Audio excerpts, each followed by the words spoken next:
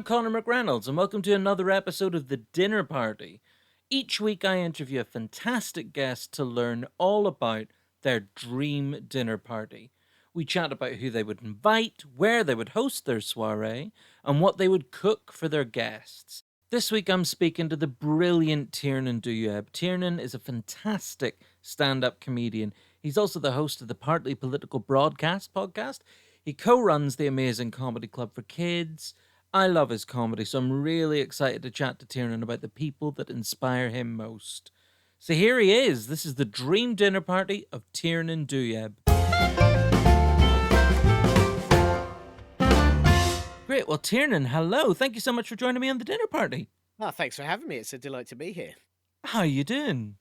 Yeah. Sort of. We had a pre-record chat where I think I said to you that the correct response is always "I'm coping." I think at the moment it's Yeah. I wouldn't say I'm bad, but I wouldn't necessarily say I'm good. I'm just sort of going. I'm running out of things to watch on Netflix. Is that? I think that's a dire situation, isn't it? Yeah, yeah. Yeah, start all the free trials of all the other streaming services now. There's never Yeah. been a better time for a free trial of a streaming service. Oh goodness! Um, If only they were months and months long. what have you been watching?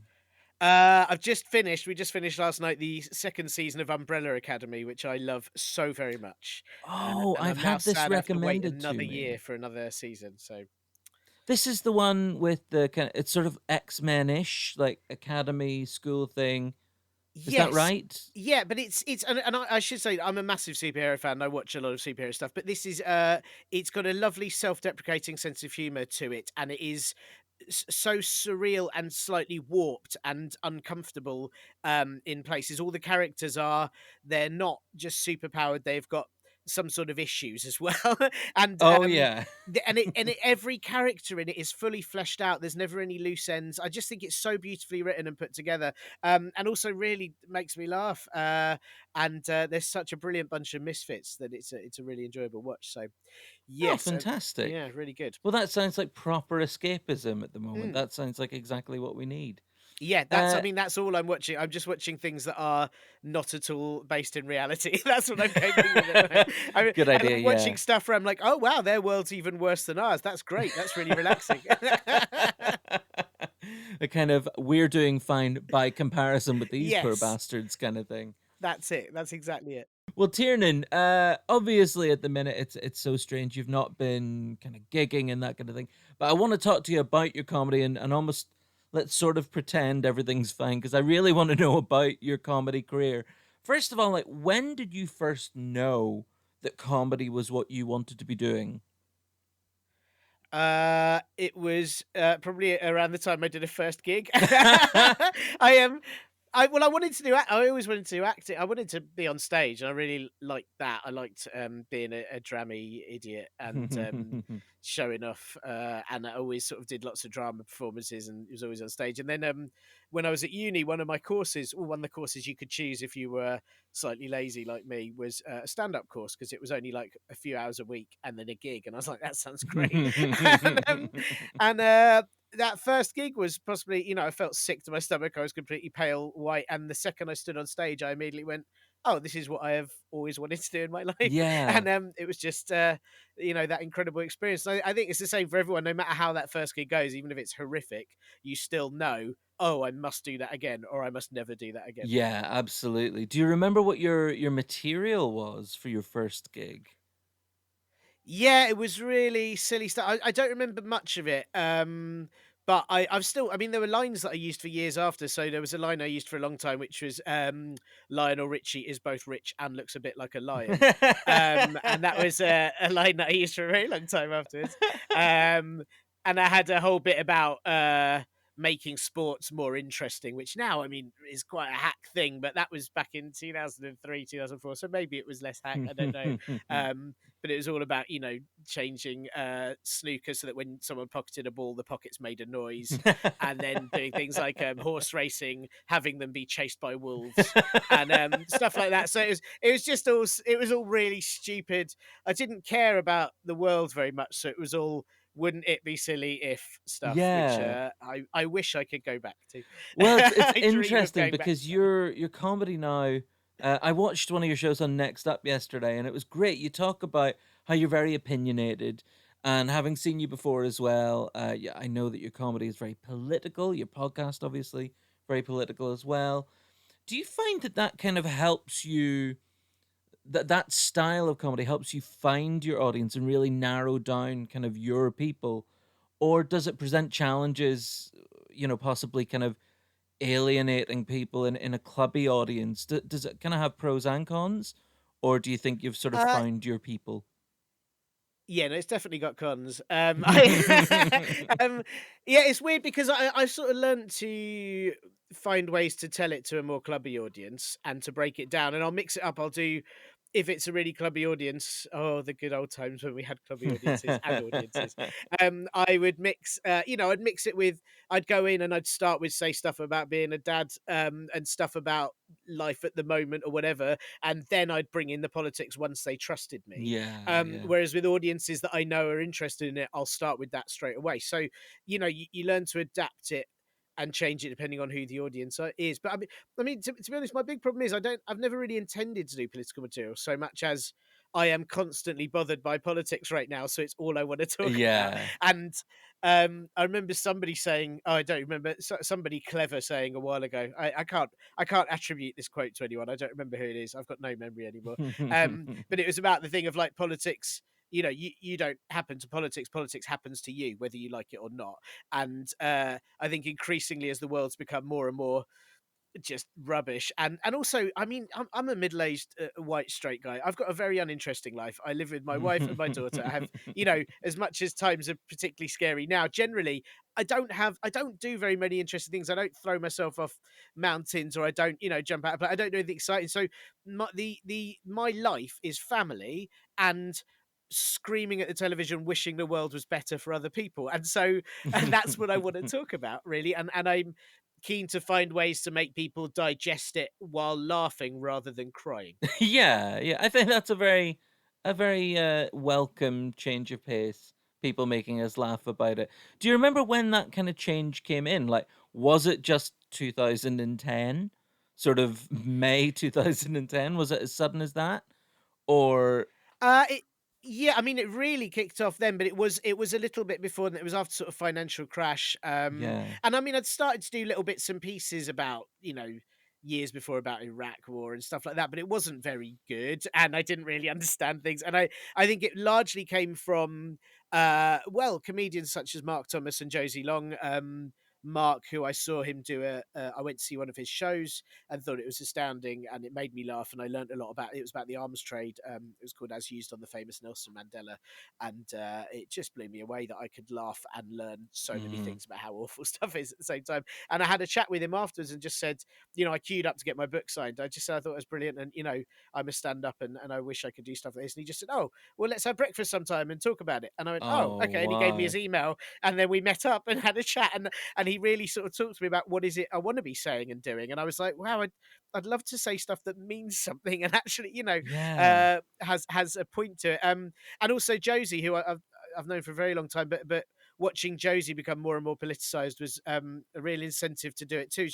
She was so brave very early on at just telling audiences how she felt about it all. Yeah. And we did certain gigs together, especially after 2010. We did gigs like where we blocked off Westminster Bridge. There was a massive protest to stop cuts to the NHS when they were doing big austerity cuts, and Josie was on. A number of other comedians were on. I remember standing on that bridge. There was about 1,000 people there crowding around, and we just stood there and did gags about what was happening, and it felt so moving, and you really felt like, God, this is important. I mean, not that it changed a single thing, but it felt, that sort of gig made me feel really alive and like, oh right, this is what we can do with this. Yeah. That's you know amazing. That sounds so incredible. I was glancing at your website ahead of this, and you've just done so many kind of amazing sounding things. That sort of blocking off Westminster Bridge for a comedy gig to 1,000 people as part of a protest thing wasn't on your website, but there were a couple of things that like my jaw just dropped. You had your back shaved by Gillian Anderson. Is that the weirdest yeah. thing you've done in comedy, do you think? Yeah, it's definitely up there. I mean, it's a story I dine out with for your podcast about cooking for people, having dinner with people. This is definitely a story I dine out with on a regular basis. Um, But it's also it's slightly cheeky because really none of it was to do with me in that it was one of Mark Watson's long shows, which I've taken part in quite a few of them. Yeah.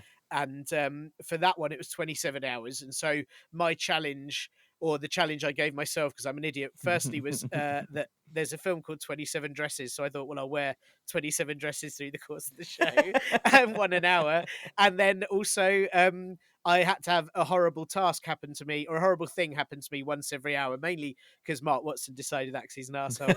Um, but that hour, I was wearing a dress that had a low back on it that someone in the audience had donated, and Gillian Anderson popped in to help support the show, and she saw me, and she just immediately said, "I want to shave his back."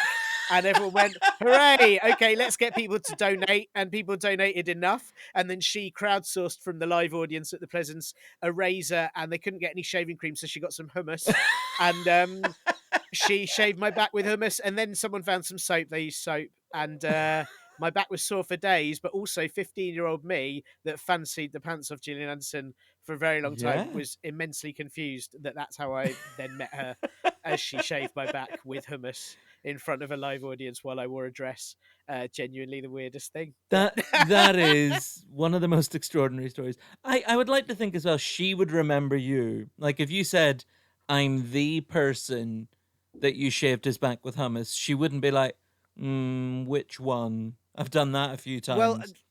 let me tell you that there was, I think it was last year, there was she obviously had the Instagram memory of a photo, and she retweeted it and tagged, and she reposted it and tagged me Oh in. yeah. And honestly, like that was like I just felt so happy. I was so pleased. If I really would like to meet her again in a more normal circumstance and say, you know, "Hey, so you shaved my back." I'd really love to talk to her about it. That's absolutely incredible. One of the other things that really struck me on your website, you went on stage after Robin Williams. I mean, how Yeah. does that happen?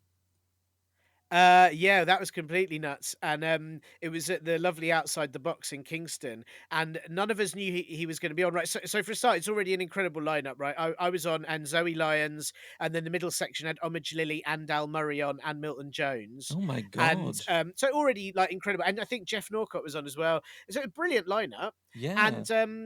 And we're all, and we just got told there was a special guest on in the middle, and we thought, oh, it would be someone. Dara O'Brien used to pop in a lot. Lots of people used to pop in a lot to that gig, so we thought it'd be someone like that.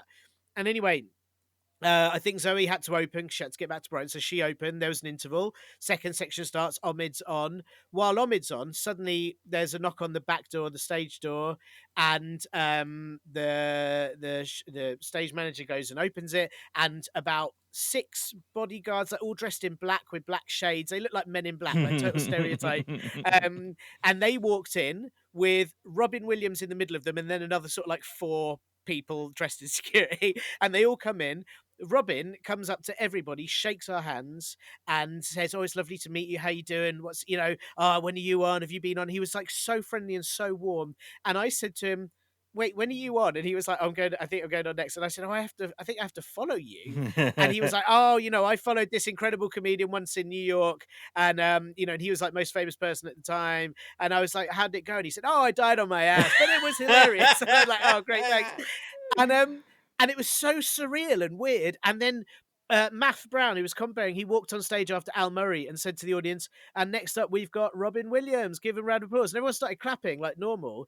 And then as Robin Williams walked on stage, the clapping suddenly became like they just went, "Oh, him! Oh my God!" And they just went nuts. And the room was electric. And he performed for 15 minutes and just blew the place out the water. It was Oh incredible. my And God. then there was a very small interval, and then I had to go on, and I had an incredible gig because the room was so excited. People Yeah. were so buzzing, and I did some stupid joke about him being my lovely support act, and then I did some joke about how he shook my hand, so I think he left flubber on it. Also, it was something rubbish like that.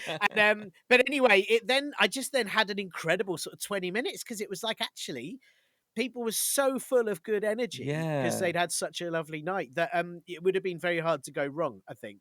Um, but it was very That is surreal. It was a very so surreal experience.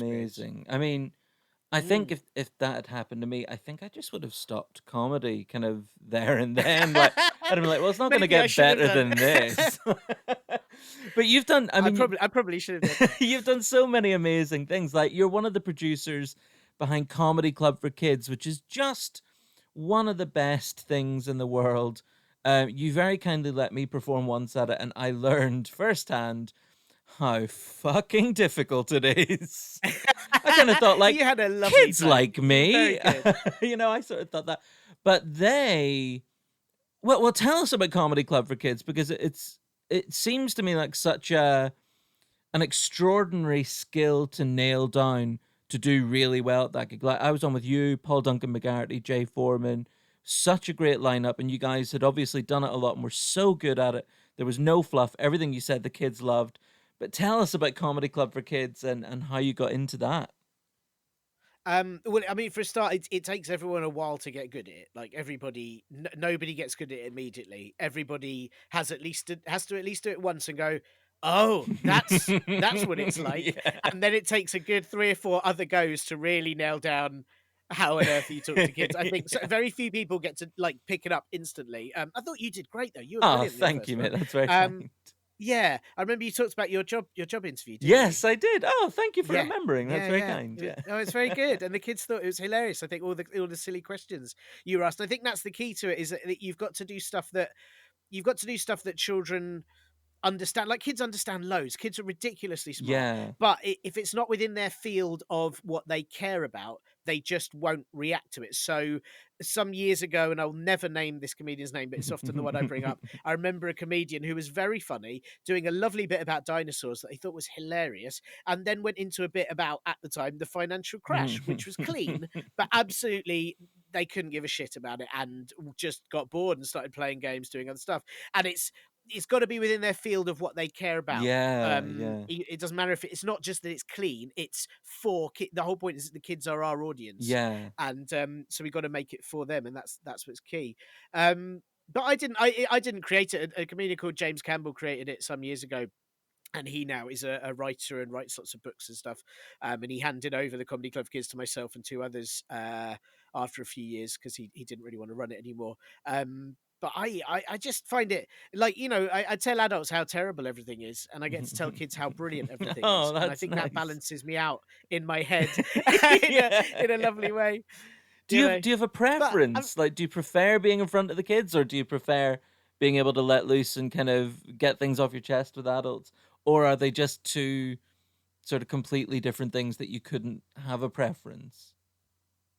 they're sort of different things. I think I prefer adults. I mean, I find it easier to write for adults because I am one and Yes. I have stuff in my head. And I've got a lot of kids material, but I don't write kids material as often as I'd like to because I find to get into that headset, that sort of headset, the mindset. I don't just put like some headphones on. To get into the mindset, I kind of have to like really be in a certain mood, or like I can always improvise for kids really easily, but Yeah. to write for them takes I don't know. I need to be in a certain creative mood. So whereas for adults, I'm always angry about everything being fucked, so I can write that all the time. So it's not a problem. Brilliant. Tiernan, very quickly, I have to ask you because we're recording on the 4th of August. Normally, I'm assuming today would be near enough like the first day of the festival. Is that right? Or Yeah, or tomorrow, probably it'd be the the Wednesday. Wednesday, Yeah. tomorrow? How does it feel not being there? It's odd. Well, do you know, the funny thing is I hadn't been for 2 years because my daughter is 2, and that Oh, right. has, Yeah. stopped me that I just couldn't I couldn't write an hour when I hadn't slept for 2 years. So I couldn't work it out, and so yeah, I just hadn't been for 2 years, and I was really missing it, and I was actually really planning to go back this year, Oh, if not for a full month, but for half, a run yeah. at least, just to go up, and it's odd. I think it's particularly odd not seeing anyone else talk about it, not seeing anyone else do their shows, suddenly seeing a whole load of comedians having nothing to do or to focus on. Yeah. It's nice not spending £7,000 on like just burning money. But I mean, I'm going up to see some friends in a week's time. I've got some friends that live in Leith and I haven't seen them Oh, in a while, lovely. and so yeah. But we're going to go up and visit them, and the Fringe won't be on, and I'll be walking around Edinburgh in August without it on. I can't work out if that's gonna completely freak me out or be really lovely, and I Yeah. haven't figured it out yet. It's kinda like that feeling that I remember when I finished uni and I had to go back during that summer to, like, clean the house out, and I remember Uh, walking through I went to Winchester and walking through Winchester, and it just felt like a different city because there were no students around, my friends weren't there, and it felt really weird. I imagine that's what Edinburgh feels like during August when all the comedians aren't there. Yeah, a bit like you don't belong anymore. That sort of feeling of, "Oh, it's not your place anymore." Yeah, And it's yeah, like I've been to Edinburgh sort of, to do the stand or do whatever outside of Fringe time, but it's always been in at least a different month. yeah. I once had to do Edinburgh Uni 2 weeks after Edinburgh Fringe finished, so I came home and then had to fly back Oh up, and god. that was really weird. You see all, like, the posters are torn, and there's, like, remnants of flyers on the floor, and it feels like a sort of like a dystopian. The Fringe was once here, and, that was odd. Uh, so we'll see, but I might just sort of print some flyers just so my wife can harass me with them, or I can harass her with them as we're walking around, just so I can feel more at home. Rather than go cold turkey. That sounds like a very good plan. That's it. Brilliant. Right, Tiernan, I should really ask you about your dinner party. It's why we're here, your dream dinner party. Before we get into the specifics of it, do you enjoy throwing a dinner party? You strike me as someone who would be a very good dinner party host. Uh, it's tricky. I really love cooking. I really love cooking, and like lockdown's been that weird thing of really being excited that I've had time to cook loads of stuff, and then also getting to a point where it's like I never want to cook again in my life. I've done this every day, and I'm sick of it. And also having a 2-year-old makes you strange with cooking because what you do is you learn that you spend ages cooking a meal, and then she just doesn't eat it, and then you have to throw it away after like 2 days of like hoping, oh, maybe she'll have it for lunch tomorrow. No, maybe she'll have it for dinner tomorrow. No, and then you're like all that time and effort for nothing. Um, but yeah, so I love cooking, and I do love seeing people, but I do find a bit the sort of stress of preparing for people can be less fun, like Yeah. having to get things ready for people. Whereas you don't get to really sit and chat to everyone because you're too worried about things being cooked or Yes. Yeah. whereas going, like, for a meal with friends is so much nicer where you get to sit there and you don't have to wash up afterwards That's and, always a any of bonus. that sort. Yeah. Yeah. Well, what kind of vibe do you think there would be at a dinner party thrown by you? Like, would it be a kind of calm and just really like stimulated by really interesting conversation kind of thing? Or is it lots of laughs, kind of we're on to our fourth bottle of wine and things are just getting fun kind of party? What sort of tone Yeah, do you go for? I'd kinda hope for a combination. I'd want it to be, like, chilled. I want, like, chilled music on. I want us all to be, like, it's just like, "Hey, we're just here for a chat." It doesn't matter, like, what we chat about. Hmm. But I think in that, I would hope that there are moments of interesting conversation followed by moments of absolute childish depravity. You know, I like a mix of, like, my closest friends, I'd say, are really good at doing a mix of chatting about some really interesting things and then saying really fucking stupid stuff and ruining it in the same space of an evening. And that's what I like. I like a complete lack of pressure on having to perform for someone. Like I think the Yeah. whole thing is with doing comedy as a job. I hate the idea of then having to do it in real life or be on stage in real life for Yeah, people. yeah, yeah. Yeah, that's a very good point. I think I was speaking to I think it was lovely Ben Pope. I don't know if you know Ben, great stand-up No, comedian. I don't. Ben's fantastic, and I think he was saying like his experience of kind of funny people is that like you're also funny off stage. Like most comedians, most good comedians are just like usually kind of naturally funny people anyway.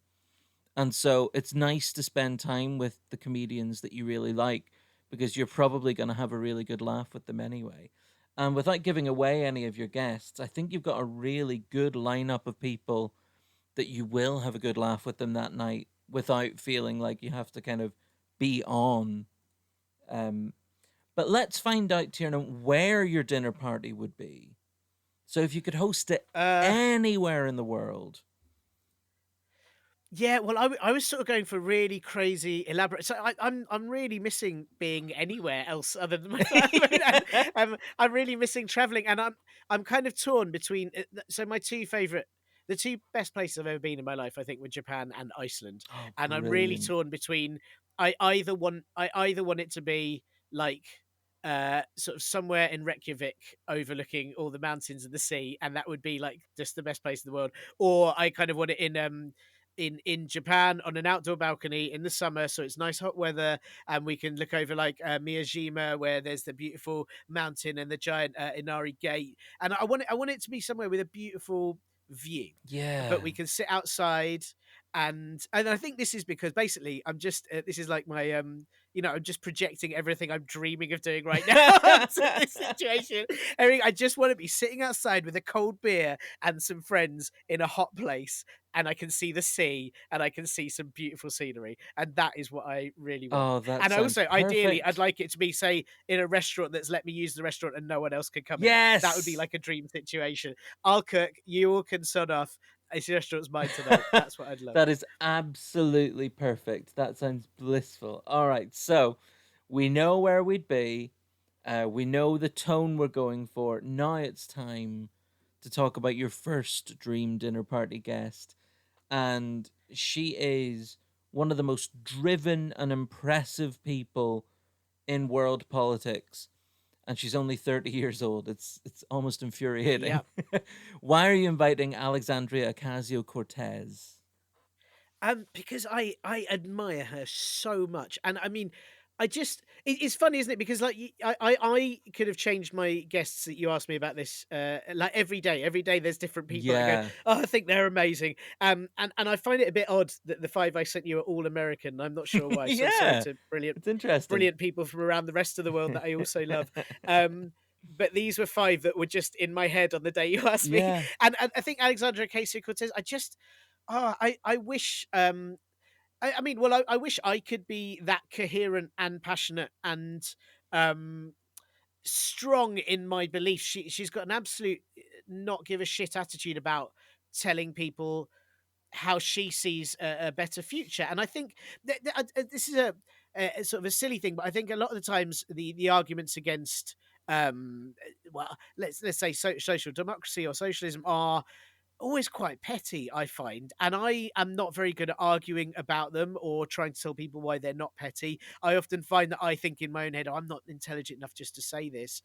And she's really good at just standing up going, what you're saying is bullshit. We need to like live in the Yeah. future and not live in pollution and not die, and people need to earn enough money and just be she's just really strong and confident about portraying that, and she can communicate in a way that not enough politicians do. Politicians are either terrible at communicating. A lot of politicians, they too vague and mumbly and don't really get the point across, and it's all sort of twisted in lots of words. Or Boris likes to throw in loads of bloody Latin or references that don't actually make sense when you break it down. Or or politicians are I don't know. I find that they just don't get the point across enough. And I find Mhm. as a comedian, I watch a lot of politicians. Think if any of you had comedy training at all, you would be better at this. You'd be Yes. better at delivering. And Alex AOC, she manages to convey what she thinks in a really clear manner, but also in a manner that everyone can understand, and it sort of crosses generations. People know that she's passionate and is herself, Mhm. and she can be very fun with it too. And the fact that she went on Animal Crossing recently as her character and met other islands and talked to them about their protests and stuff, and I was like, this is beautiful. Why aren't more people embracing this kind of attitude? I think that there's part of my issue with politics, and I'll try not to talk about this for too long, but my issue with a lot of politics at the moment is I think that we're all stuck in wanting to do politics how they have been before. Whether that's from a left wing Yes. or right wing perspective, a lot of politics is always we need things to be back how they were, or we need socialism that it was in the 70s. And it's actually we're in a constantly changing world, and I think Alexandra Ocasio Cortez sort of embodies a possibility of doing politics in a way that the future needs. If I don't know if I've put that in the correct way, but Yeah. we need things that deal with our changing world, and she's someone who I think it embodies that perfectly. So I think you're there you go. I absolutely just right. adore her. Yeah, I mean, she's just amazing, and everything you've said there is so true. You've also said that she does things, and it can't be understated how important it is that she does things in a fun way. Like she enthuses people about politics when sometimes politics feels like a competition between two extremely monotonous groups, and sort of the winner is the person who just kind of gets the other side to tap into submission, like, oh, I can't be bothered with this anymore.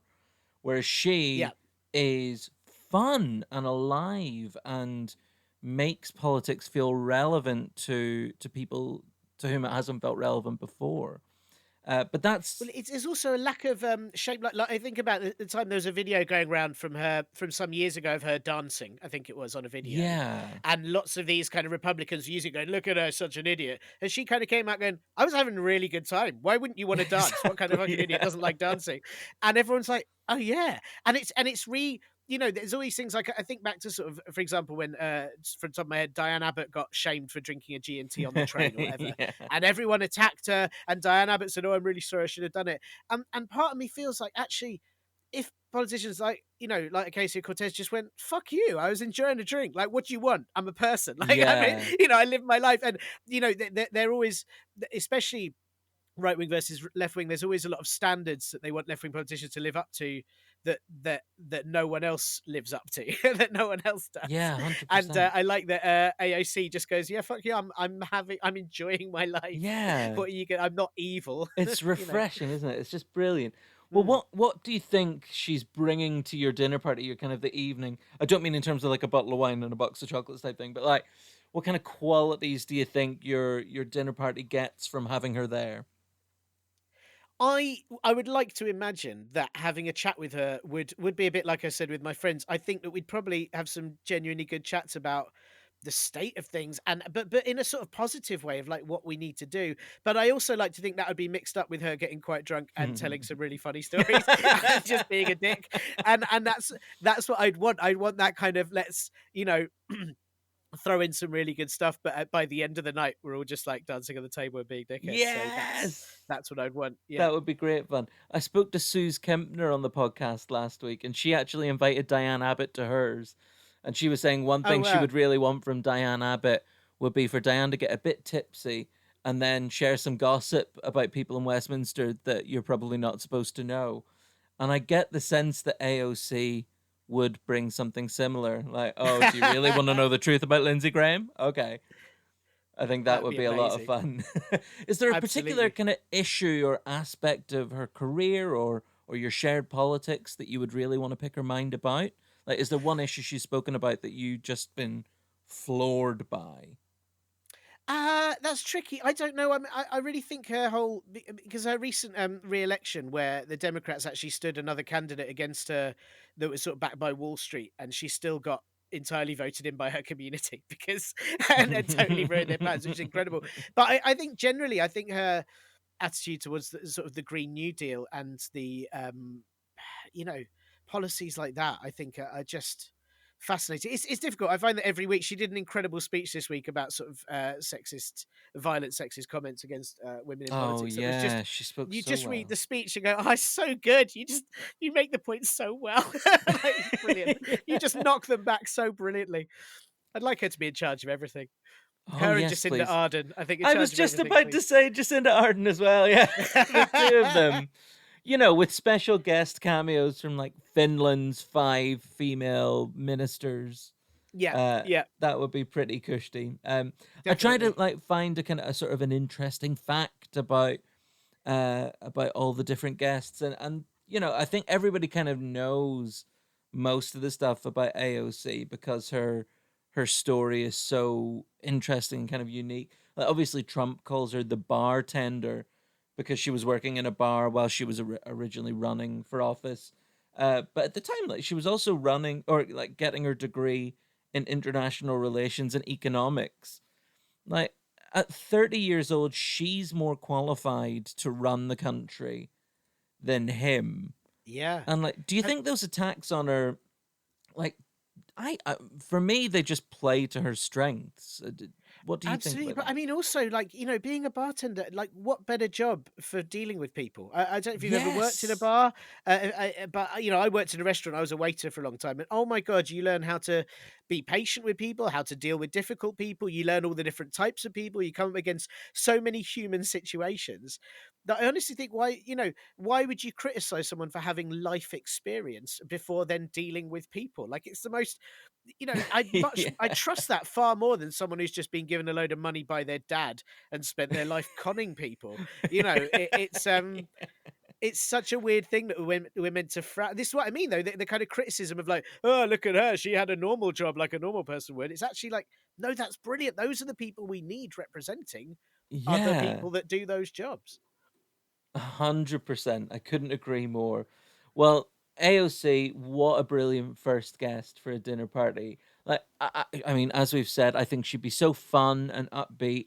I have to admit, I'm not as sure that guest number two would be fun and upbeat, but maybe I'm wrong.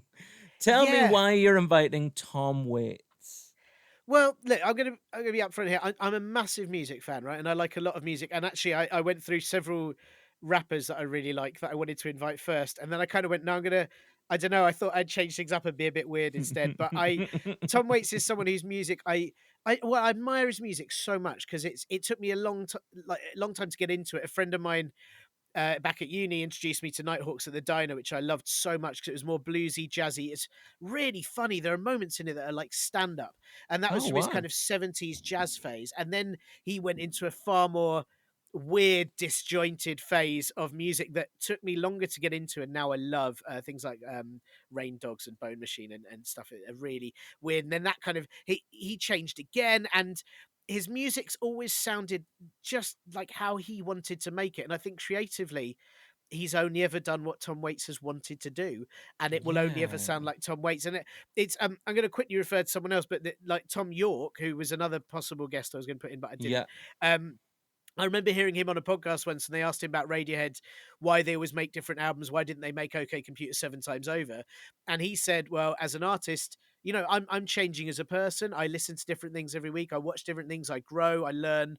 If I didn't make music that represented me changing, I'd be lying to my audience." And I've always thought that as a comedian, that's like as any performer, like that's amazing advice. And Tom Waits is very much that. He's never made what I think anyone would want him to. He's always just gone, what's in my mad head today? I'm gonna Yeah. play it. Yeah. And I heard a lovely story from again, I'm not gonna be able to attribute this properly, but it was from a musician friend who had another musician friend who was a session artist for Tom Waits and turned up, and Tom was asking everyone what they did, and this guy said, "Oh, I play drums," and Tom Waits said, "Okay, you're on piano," and like would just and would purposefully mess things up to get a more interesting sound out of it. And I love that experimentation. I love that daring to Amazing. do something different. I mean, hey, he might be the most awkward as fuck guest. He might be like, this might completely disjoint the whole evening. Everyone will be like, well, we'd have had fun if it wasn't for weird Tom Waits scowling in the corner. But I like to think he'd be, I don't know, he also sounds like he could be really good fun at times and really silly. And, he can Yeah. go off on weird tangents. So I He kind of seems hope to that would me be the chat. someone who you might be in the middle of a conversation, you and maybe your four other guests, and Tom Waits seems like the kind of guy who would throw in a sentence that would completely change the course of everything, and it would be mad, but Yeah, well, he's brilliant got and a really relevant. that's it. He's got a sort of David Lynchian kind of thing to him, where I just sort of feel like he'd say. It's funny though, because I've heard interviews with him that are quite sort of straight interviews about his career, and he does talk quite normally and answers questions quite normally.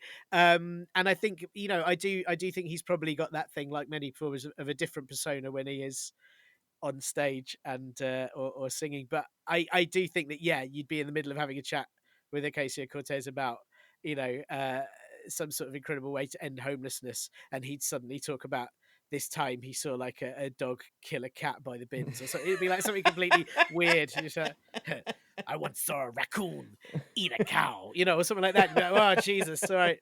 I don't know. That's that's an interesting energy to bring to a dinner party, but I'm down with it. I like it. Yeah, I thought I'd change it. I mean, it was nearly like I nearly put in Kendrick Lamar because I love him so very much. But I just thought Tom Waits is. I kind of, if you can have anyone in the world, you may as well make it interesting for everyone, I guess. 100%. And you've talked about how kind of eclectic and varied and constantly evolving his music is. Is that what sort of most excites you about him? Or because he's also like a very multidisciplined guy. I mean, he's a phenomenal actor as well. Mm. He's written soundtracks for movies and that kind of thing. So, what is it that sort of makes him such an exciting figure to you? I mean, very basically, his voice. His voice is one of the most incredible things I've ever heard, Yeah. and I, Yeah. I sometimes really dream of having a really incredible voice, like like something like that, where you hear his voice, and there's no way it could be anyone else on earth. But I think it is. I think his like I said, there's a sort of while he's a brilliant actor, he's brilliant at portraying other characters, but there is a sort of purity to everything he does that you just know it's him, and you know that it's come from him somewhere in his Yeah. head. And I really admire that. I really admire any artist that can deliver you a wide array of different things, but at the same time, it still is their voice ultimately.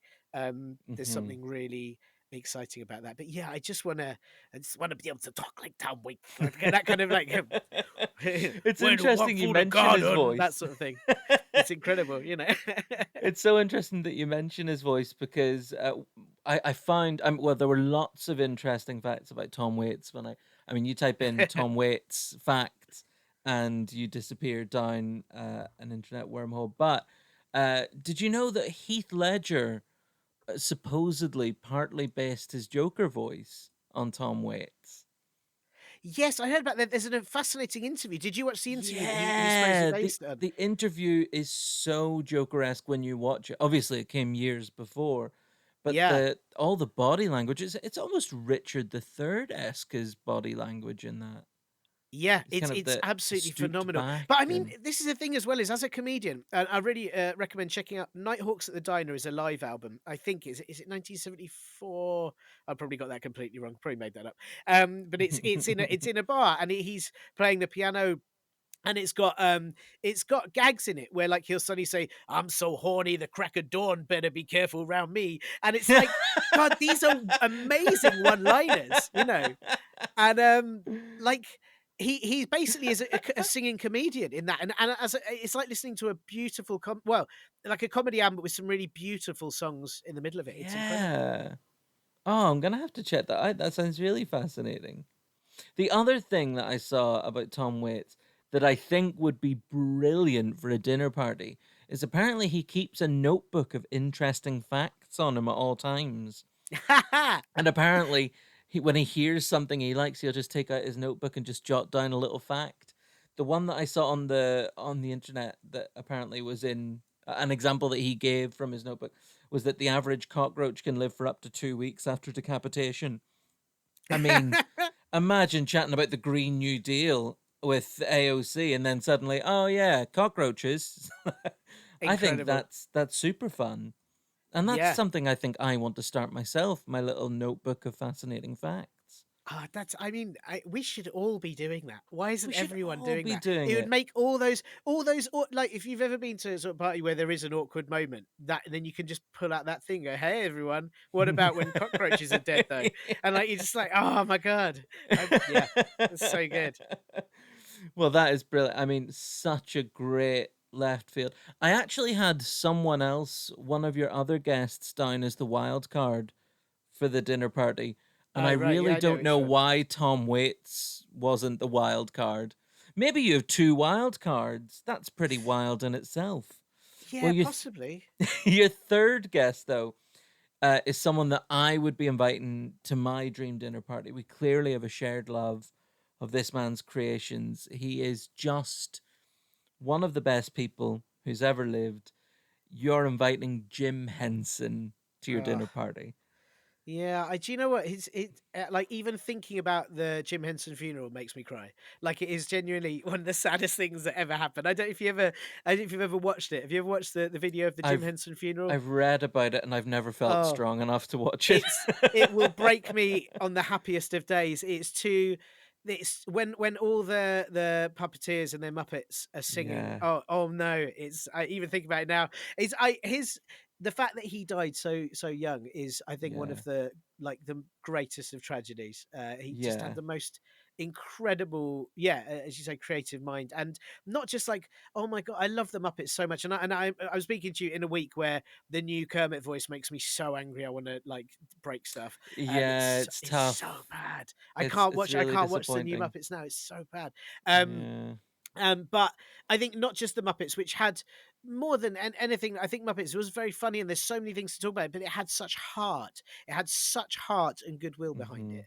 And the same with Sesame Street. I learned so much, so much when I was a kid from Sesame Street. But everything he did, all the way from the storyteller and Labyrinth, and those beautiful kind of one-off films he did about the boy who sort of discovers a dragon, this created this a dragon that puppeteer Yeah. makes. I don't know if you I can't remember what that one's called. And the Dark Crystals, everything he's done feels like the, I don't know, the worlds that I want to be in. I just want to be in those worlds and absorb everything about them. And I think it was just such an incredible mind to come up with that. Yeah. And I really think, I mean, I admire so much of the design of his work, and some great characters, some great stories, such great humor. But I think you hit the nail on the head when you talk about like the heart and the spirit of Jim Henson creations. They're Yeah, so inclusive and warm and positive and hopeful, and I just can't imagine how anybody couldn't be a fan of Jim Henson and the Muppets and Sesame Street and Labyrinth and everything, because they're and just so joyous. yeah, and the way he worked with everyone talks about working with him as like being part of a family. Like if you ever sort of hear interviews of puppeteers that Hmm. worked with him, and they were like, "Well, it's like you were just getting to take part in this beautiful." With this beautiful group of friends, and there's I was watching because I was very angry about the Kermit voice this week. I was watching an interview with Steve Whitmore, who'd done the Kermit voice until he was Yeah, recently fired by Disney. It's so horrible. And Steve was talking about, they were saying one of his big issues with Disney is that they were saying, oh, well, Kermit's just a part. We can get someone else to do the voice. And he was saying, no, the whole thing of Jim Henson was, no, the Muppet and the puppeteer should be inseparable. We are yeah, these characters, yeah, and we are bringing ourselves to it, and that's what makes it so special. And sort of even hearing him say that was like, God, it's so sad that these beautiful creations can be taken away and turned into franchises when actually it's not about that. It's all about this group of misfits who are doing their very best to pull yeah, something off for the benefit of yeah, everyone. And Kermit's character was, God, a hero to me. I think it's such a weird thing to say about a puppet, but I think in terms of leadership skills and also being so diplomatic and so wanting the best for everyone, yeah. everyone Oh, he's should have those such a morals. good friend. Like, he's just Yeah. such a great guy. Well, that I Yes. think that almost answers. I was going to ask you if Jim could bring any Muppet with him to dinner. Would it be Kermit? It would have to be Kermit. I mean, Yeah. and I love so many of the others, but it would have to be like I said. I wish Kermit was my friend, and that's and I'm fully aware Yeah. it's a puppet. But I mean, not new Kermit, not new voice Kermit. He can fuck off. But the other Kermits, I wish he was my friend. I was lucky enough a few years ago, and I'm pretty sure I've bored all my friends to tears with this story, but I was lucky enough to be an extra in the last Muppet movie when it was filming at No. Pinewood. Yeah. So Oh my the god. scene, you know how they're doing this tour, and they take the tour to Ireland, and there are a few bits that you see in the theater in Ireland. I was one Yeah. of the audience members in the theater watching the Oh show. my god. And I mean, it was like a proper dream come true. Like, I got to sit in a theater watching Muppets performing on stage. It was ridiculous. But the thing that I really well, there were two things that I took away from the day. One of them was that between takes, you would think that the Muppeteers, like, their arms would get tired, just on a practical level. Having to hold your arm up for that long, you'd be exhausted. But these guys care so much about how the Muppets are perceived for people that between takes, the Electric Mayhem were down in the orchestra pit, and they would just, like, the Muppets were chatting to each other and flicking through their sheet music, and Animal, like, hitting other Muppets on the head with drumsticks and stuff. And, like, the Muppets were in between takes and the performers were always on. But it That's meant that we were amazing. sat in the theater while on stage, the cameras were being reset and all that stuff, and makeup was being touched up. But we were just able to watch the Muppets just being themselves. And it was one of the best things I've ever seen. But I Oh also my had this god. wonderful encounter with Walter, who I really love as a new Muppet. It's tough to be a kind of a new Muppet coming into something so beloved. But I think Walter kind of nailed it because Walter is essentially us, isn't he? Like he Yes. loves the Muppets every bit as much as we do. And so Walter came on to set for another scene in which it was like outside and I had to walk past Ricky Gervais when he was doing something dodgy. And Walter was brought on by this guy with a beard who I didn't recognize. And I said to the other background artist that I was with, I was like, "Oh my God, there's Walter! Oh, he's amazing! He's my ringtone! I love him so much!" And it was actually Peter Lintz, the Muppeteer who performs Walter, who was bringing him on. So Peter Lintz comes over, puts Walter on, and has this conversation with me as Walter. And I was just like, "Oh my God, Walter, I love you so much." And midway through the conversation, Peter Lintz sort of said to me, "Hi, I'm Peter, by the way." And I just looked over and I was like, "Hi, Peter." And then just started talking to Walter again. That's And it incredible. only I'm occurred to me so on the way jealous. home, that's quite rude to have done that. But hopefully, I think he would understand it's just born out of how Well, it's much we not rude love though because Muppets. it's his art. Like I think that their skill is making you think the puppets are the person that you're talking to, and it's 100%. I am. This is not as good as I'm incredibly jealous of that story, and I have to say I think I wasn't the biggest fan of that Muppet movie. The one before where they brought it back, I think was one of the most Yeah, brilliant it was things so ever. lovely. But I filmed a pilot for a kids' TV show some years ago that had puppets in it, and it never got made. And it was a really exciting idea. It was all about Oh, all these creatures that lived in basically a kid's like laundry pile, and it was called grunge, and they're all like they're all made out of smelly socks or stained shirts and stuff. It was oh, that brilliant, sounds and awesome. it was really awesome. And it was myself and Pippa Evans. I'm trying to remember who else was involved in it. We had a few. It was all comedians, and we got taught to puppeteer by a guy called Mac Wilson. And Matt Wilson was Hoggle in Labyrinth, and he's been various characters in Sesame Street and often played penguins in various Muppet things. Oh, And wow. it was incredible. I mean, he was amazing, but just he taught us how to move your hand so that it became a mouth, and how to vocalize different sounds and vowels. Yeah, But yeah. whenever he talked to us, we watched his hands and we didn't talk to him. And we never, you just like you, we'd suddenly go, "Oh yeah, sorry, like Yeah. Matt's face is there," but he'd just be like having a bare hand and having it in the shape of a mouth, and we'd be talking to it because he was so brilliant. It's such a You'd mad suddenly have to skill, go, isn't "Oh my it? god, it's I mean, because incredible!" it takes away like everything that is kind of like hardwired into us about human interaction, where like obviously you look someone in the eye and you have a conversation with them, and this skill set that they have to take us out of that to retrain us in an instant to talk literally to their hand instead of to another human face. It's a bizarre skill and it's just absolutely brilliant. Uh It's incredible. Yeah, it is incredible. But I think there's also something, I think what, as you said with Jim Henson's design, all the Muppets look so lovely. They just all look so yeah, everything yeah. looks so warm. And it's what was brilliant about like the Dark Crystal, like the Skeksis looked horrible, and he had a beautiful way of kind of envisioning how things should look warm or friendly or terrifying, or I think it just I don't know. I wish there was more of that imagination in a lot of what we see now. Being cynical, there's so many programs or things that I watch now. It's like, oh, it's just a rip off of that. It's just a rip off of that. And I think Yeah. Henson's stuff was like, no, this is the beautiful kind of dreamlike visions that I wish we saw more of. Yeah, I mean, just so genuinely original and so Yeah, genuinely funny, and just pure. Ah, yeah. Tiernan, what a fantastic third guest he is. We've got to move on to guest number four. You've got such a great mix of guests so far. And if Tom Waits wasn't your wild card, I think guest number four is your wild card. Yeah. This is someone I don't know a lot about. Tell me about Eric Andre. I love Eric Andre. Eric Andre does the sort of comedy I wish I could do, and I wish I was brave enough to do. And I can't. I know for a fact I can't. And I think all comedians have other comedians they idolize that do things completely different to them.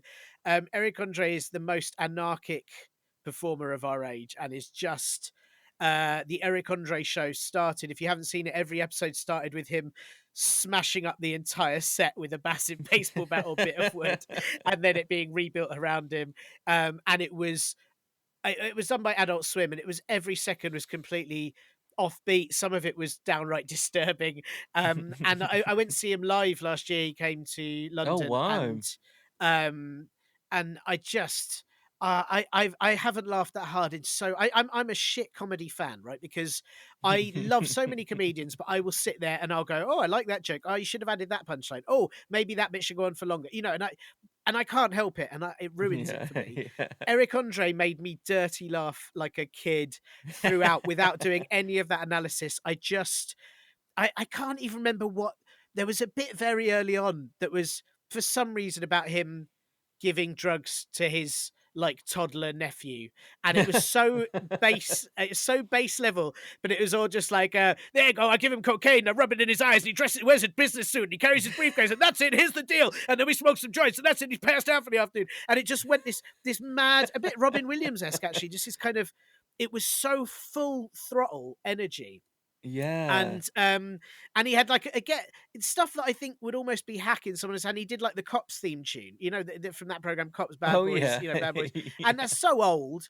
But he talked about how it was reggae, but in a system of police brutality, reggae is the worst music to kind of portray these people, and did a whole bit where he just sung awful bits of police brutality but in a reggae voice, and it ruined me. It's so he had moments of real political insight like that, but also sheer stupidity and real stoner comedy that I don't know. Again, it's just him and his mad brain, and I love it. And I saw someone tweet yesterday actually that with this controversy about Ellen DeGeneres' show, they said that Yeah, actually they should replace Ellen with Eric Andre, but still call the show Ellen and not tell anyone it isn't Ellen anymore.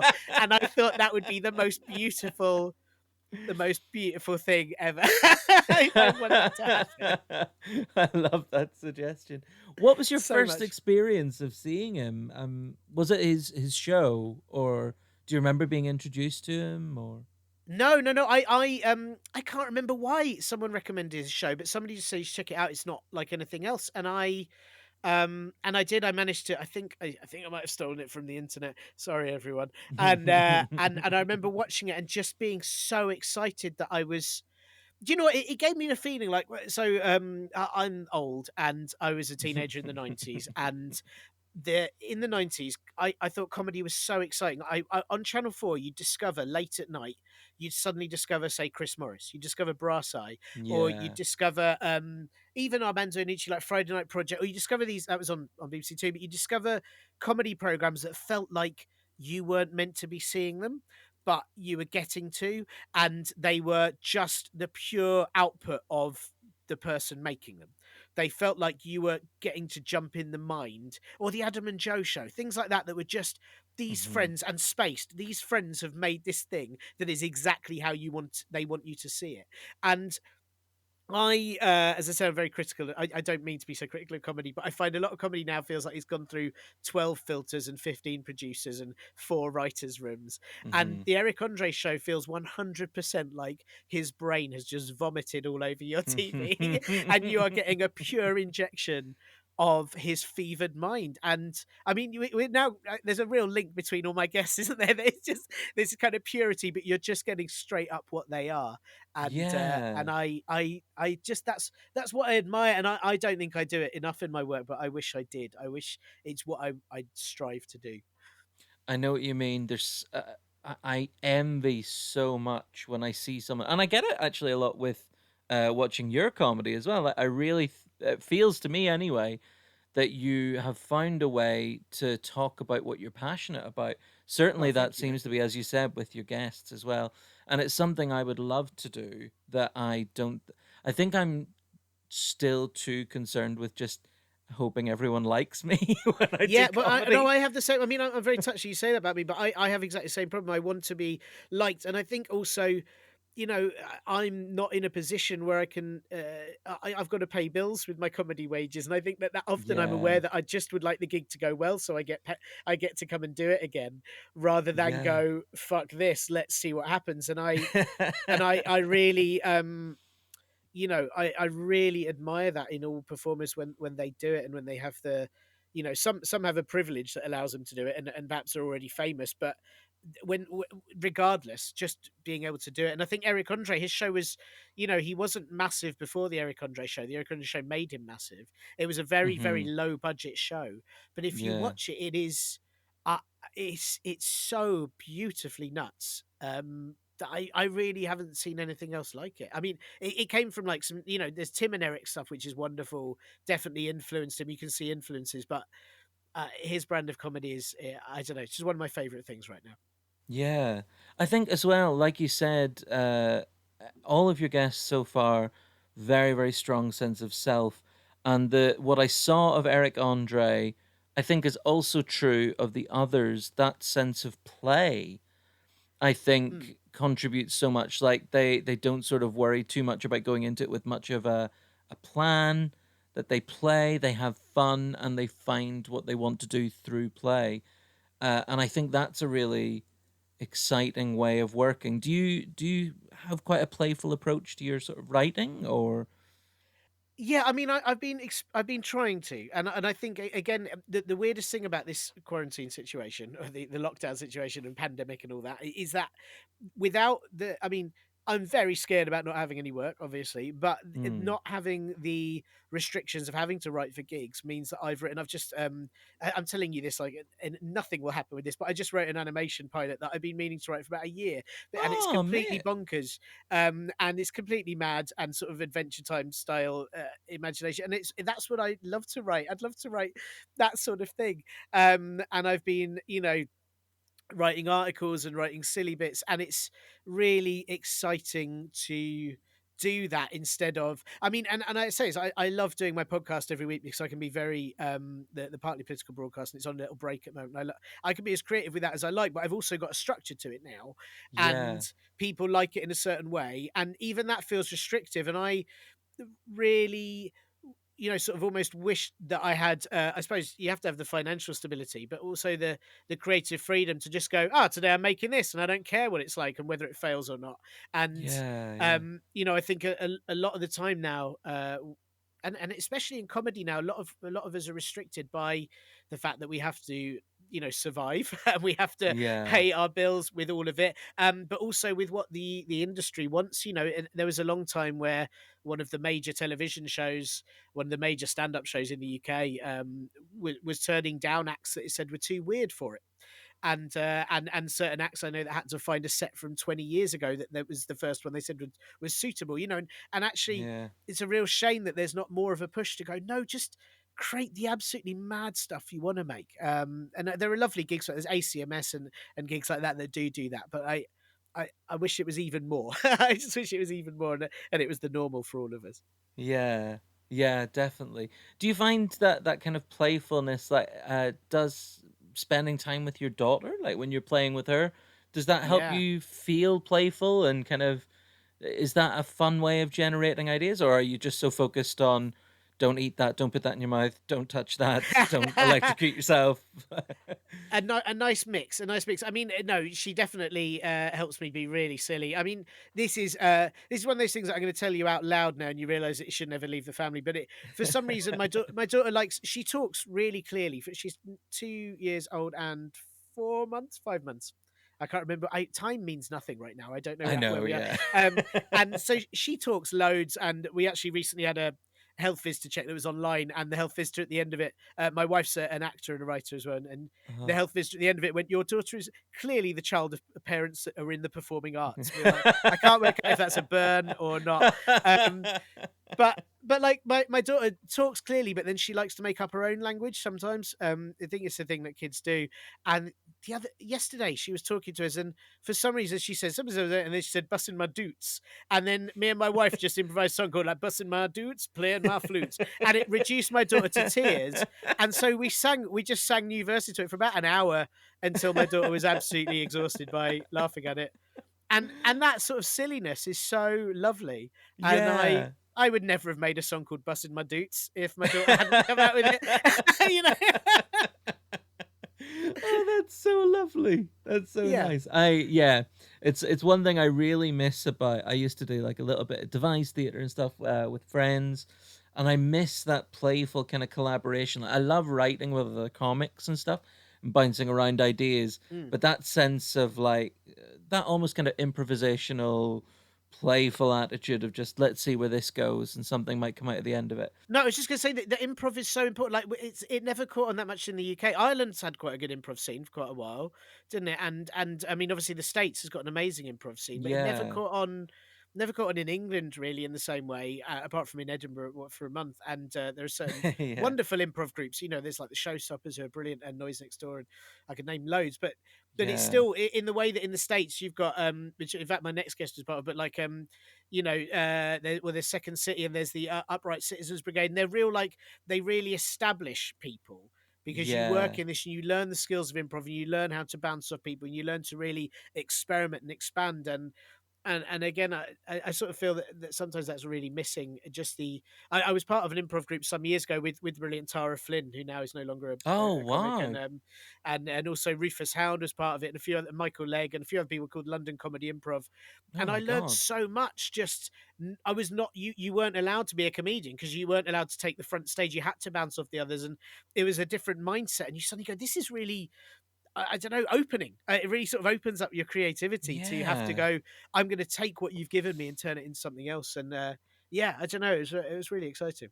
that's so cool. Well, I mean, you mentioned your next guest. Let's talk about her. She is comedy royalty, Yeah. Amy Poehler. I just again I wish she was my friend. I really wish she was my friend. Yeah. I but Amy Poehler is interesting. So I've just over the lockdown we mainlined. I'd never seen Broad City before, right? And Hmm. I think Broad City is now one of my favorite sitcoms I've ever seen in my life. I love it, and I nearly put Ilana Glazer as a guest on this. But Amy Poehler was the person that discovered the Broad City team, and and produced the first two series. And some of the advice she gave me, some of the wisest advice. When you look at, I won't go into it because if you don't know the series, it won't make much sense. But some of the decisions that they were going to make and that she advised them against and moving Hmm. to later series is so clever structure wise. But I love Amy Poehler. I mean, obviously, I love Parks and Rec every second of it. And again, the heart and the warmth in that show is Yeah. beautiful, and she plays it perfectly. But a lot of her improv and a lot of her writing, I think, is fantastic. And her autobiography, what's it called? It's called, I should have Oh, researched it, shouldn't I? It's called I've just, oh read yes it as well. please, I that's can't it, it's called remember. Yes Yes, Please. please. Yeah. That's it. And reading it is so reassuring. I think that I'm not a comic that's made it. I'm not on telly, and she talks about how long it took her to get to where she wanted to be, but how it was all about the people she knew and working really hard and working with all these people again and again and again and being trusted to do what she did. And, Hmm. I don't know. I find that her path to where she's got is very reassuring and relatable a lot of times. And I really admire that she is able to do what she does now. I think. Yeah. Yeah. I mean, she is unusually talented. I mean, Mm, my little interesting fact that I found out about her was that she's one of only three performers in SNL history to be promoted from feature player to full cast member during their first season. And the wow. other two were Harry Shearer and Eddie Murphy. And I mean, they're Wow. also comedy royalty. And that kind of just goes to show how talented she is. Were you a fan of her from her SNL days? No, I came to her very late. I was a fan of her from Parks and Rec, and then went back Hmm. to watch a lot of her SNL stuff after that, and little cameos in shows and things. So Yeah. it's yeah. No, I was stupidly late to the game, and the same with like Tina Fey. That whole sort of generation of brilliant acts that all came from that. Oh, Um, there was just like a 5 year period where SNL, the cast was just outrageous. Like Bill Hader, Kirsten Wiig, Will Ferrell, Amy Poehler, Tina Fey, Seth Meyers, like ridiculously talented cast, and she was yeah. such a huge part of it as well. Yeah. And it's there's certain generations or where you see that all these people have just sort of influenced each other and kind of fed off their goodness, and they kind of Yeah, yeah, and Yeah, I don't know. I think she's got as you said, she's just remarkably talented. But there's something even about just her face and her look, and she can pull a certain expression and have Hmm. me in tears of laughter. And I don't, I'm so in awe of that. I'm so in awe of someone whose body language is funny before they've even said anything. That's just incredible. Yeah, yeah. She's literally kind of got funny bones. Yeah, I mean, what are you hoping that she brings to your dinner party then? I mean, just that sort of warmth and sense of fun, or would you yeah. be But I mean, picking her again, she's a mind bit. about things? I think again, like a bit like Ocasio Cortez, she doesn't take bullshit either. She's very brilliantly outspoken against things that are shit, and Yeah. um, and you kind of hope that you'd get a bit like, well, I don't know about Eric Andre, but with all the others, you'd get this kind of mix of really insightful chat. I think her ability to see, because like I said, she worked on Broad City, she also worked on Russian Doll, as well as like a number of other things, but Yeah. her ability to see what funny is and how to do it in an original and brilliant way is I just really admire that, and not just in her own work, but the fact that she can see what other people do and take it and just give it some of the best advice and the best production. Yeah. And so I think she'd offer some brilliant insights, but I also think generally she'd probably have I'd hope that she'd be a real laugh. Not putting pressure on a performer to perform outside a performing time, but Go on which is then, what I Amy, tell hate. us a Is joke. what I hate. But I could just very much imagine that she'd have a drink and be a properly good person to chat to. Yeah. Oh God. Yeah. 100%. Have you got like a famous or a favorite sort of Amy Poehler moment, or like a favorite sketch or movie, or even an episode or cameo or something?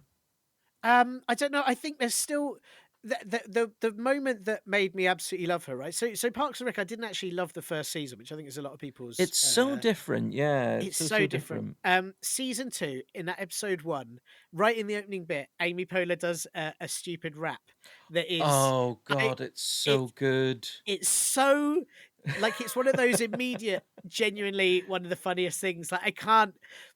It absolutely floors me every time, and it just that moment right there was when I immediately went, "You're so amazing!" Like, and and it's also, I should say that I say comedy rap like that is an off-putting term to so many people because comedy raps are often so shit. But trust me, if you haven't seen it, just watch it, and I defy you to not be in hysterics at Oh, that. It's it's just beautiful. amazing. And like Nick Offerman is just the perfect foil for Oh, he's her wonderful. I mean, he's enthusiasm. also nearly a guest for this. I nearly put him as I love Nick Offerman so much, not just for Ron Swanson, but also um actually I didn't I went to see his stand-up show last year and I didn't love it and it was Oh awkward. wow. Well, it was very preachy and it wasn't very funny. It was all very Mm. and I use this term as someone who I'm too tired to be woke really, but I try to be as good natured as possible. But it felt very forced of like these are the points I want to be making, and then like he'd force jokes into them rather than it being Oh sort of yeah, that's naturally from him. interesting. And it's a shame because his book "Paddle Your Own Canoe," which his biography is Yeah. really beautiful and very very funny and very honest. And that book was a book that I thought about for a very long time after reading it. And yeah, he's another potential guest. I think he's fantastic. Yeah. It's a bit of an unfair brief for me to only allow you to bring 5 fantastic people. I mean, So really, if true. this is your dream dinner party, invite as many as you want. But Yeah, hang unfortunately, on. Why we've are you only got dictating my time. guests? It's like it's a I haven't even dream, but there invited are you. No rules offense, to Connor, but dreams. I think we've just found the gaping hole in the format. Uh, well, I mean, they are such great guests here. And you got AOC, Tom Waits, Jim Henson, Eric Andre, and Amy Poehler. You're sat either looking over a beautiful mountain-esque Icelandic kind of sea scene, or on a fantastic Japanese balcony overlooking beautiful, gorgeous Japanese mountain range. It sounds like it's going to be a hell of a night. You've told us already that you love cooking. yeah, And so now I want to know what's on the menu for these brilliant people. that is a very good question. I recently learned. I mean, this isn't that fancy, but I recently learned how to make properly good Singapore noodles, and I'm genuinely like, Ooh. I will boast about it. And I say I learned. I read a recipe that was actually the best recipe about it. Because I'm quite good at making curries, and we so I can make a really good mutta paneer. But we've been We've been making a lot of Southeast Asian food lately. That's been the big thing, because it's good.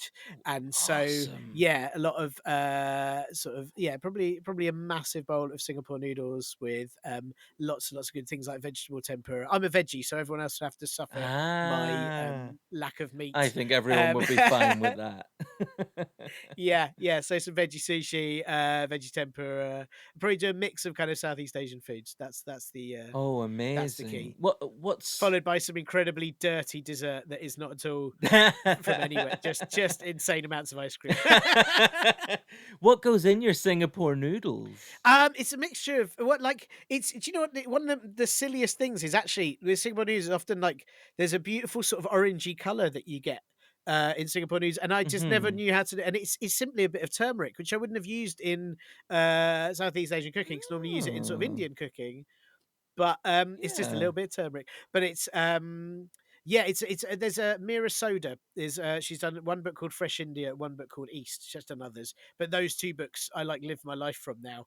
Fresh India is all veggie Indian recipes that made nearly everything in it, and it's all so good. If occasionally far too much oil for a normal human being to consume. And East she's just brought out, and that is a mix of Asian, sort of across Asian dishes that are all veggie or vegan, and it is the Singapore noodles recipe in there is, my God, genuinely, it was like getting it from a proper top class restaurant. I was Oh, really impressed with wow. myself. Yeah, little things like soaking rice noodles for a while first, which I'm not an idiot. I know to soak rice and I know to wash noodles. I know how to do noodles, but I'd never soaked rice noodles for this exact amount of time that she said, and they Yeah, came out the best they've ever done. yeah. It's little things like that that are so exciting. Oh, that's amazing. That sounds like a meal that would make your guests very, very happy. Also, it's messy. You can't eat noodles without looking like a prick, right? Even if, like, I'd insist Yes. everyone use chopsticks, I'd be that arsehole. And then you can't eat them without getting messy. There's no formality, right? You just have to tuck in and enjoy that, you know? And That's I like that. so good. It's a great equalizer. We're Mm, all gonna look like idiots, so yeah, let's just not be ashamed. yeah, I love that absolutely. philosophy. Oh man, that sounds so fantastic. Tiernan, thank you so much for sharing all of that. It sounds like such a brilliant night. When it's all summed up like that, I mean, does it sound as good as you'd hoped it would? Yeah, I'm really excited. I think I gave you two locations. I think it's got to be on a Japanese back. And I need the nice weather. I think it's got to be on the summer balcony in Japan, Oh, that definitely. would be perfect. And what are you having to drink? That's the only other Oh thing I need to damn, ask you. that's a I hadn't thought of that. Probably. Do you know what I drank far too much. I hadn't drunk for a while, and then lockdown happened. And I drank far too much for about 2 3 months just to get through it, and I haven't drunk for over 2 months now. I've been like, I've got to stop, and and actually just an ice cold beer whenever it's been hot has been the one thing I've really craved. And so Oh I god, think, I yeah. mean, I personally, my guests can have, there'll be all the booze on offer, but I've got to have some properly um ice cold beers. And there's a beer I used to like when I was a waiter many years ago in a Vietnamese restaurant in Canterbury. There's a beer called Huey that was it's still, Ooh, I can't find it anywhere. And I've been to Vietnamese restaurants that say they sell it and they're always out of stock. But I would like that. I'd like a massive crate of ice cold whey. that sounds perfect. Tiernan, thanks so much, man. You've mentioned your podcast is on a little bit of a break at the minute. But where can we check out your work and kind of point our listeners in the right direction if they want to experience more Tiernan Douieb? Well, yeah. So my podcast is partly political broadcast, and that it's on a break till September. It's going to come back in September. I just need a little breather from constantly reporting why everything the government does is terrible. But you can subscribe to that on all the usual podcast outlets. Otherwise, it's mainly spelling my name. If you can spell Tin and Duyeb, then 10 points. And I'm at Tin and Duyeb on Twitter. I'm, my website's tinnanduyeb.co.uk, which is hopefully going to be updated soon because it's looking old and rubbish. Ooh. And lots. I mean, it's funny, isn't it? There's no gigs or things happening, but I'm putting out lots of bits and pieces here and there. So I am trying to be creative and trying to look to my guests for inspiration. Oh, well, that's really exciting. Well, we will post links in the episode description to your website and to Twitter and to your podcast. Um, and whenever we're back to gigging, hopefully I will see you at a gig sometime very soon because I love seeing you perform. Tiernan, thank you so much, man, for doing this. Really appreciate it. Thank you so much for having me. It's been a proper joy, and it's lovely to chat to you. Cheers, mate. Bye-bye. Bye.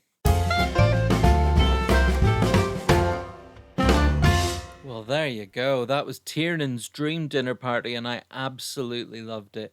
Each week, I find it harder and harder to choose my own dream dinner party guests because I'm just like constantly fascinated by everyone else's choices. I really hope you enjoyed this episode. If you did, we'd really love it if you would like, subscribe, rate, share, tweet about, shout about, or just generally help us spread the word about the podcast. We love making it, and we'd be delighted if you could help us reach a wider audience. If you want to hear more from me, you can check out the Jericho Comedy Podcast out every Monday, or visit www.conormcreynolds.com. Tune in next week when I'll be chatting to another fantastic guest about their dream dinner party. But until then, thanks so much for listening. See you again next time. Bye-bye.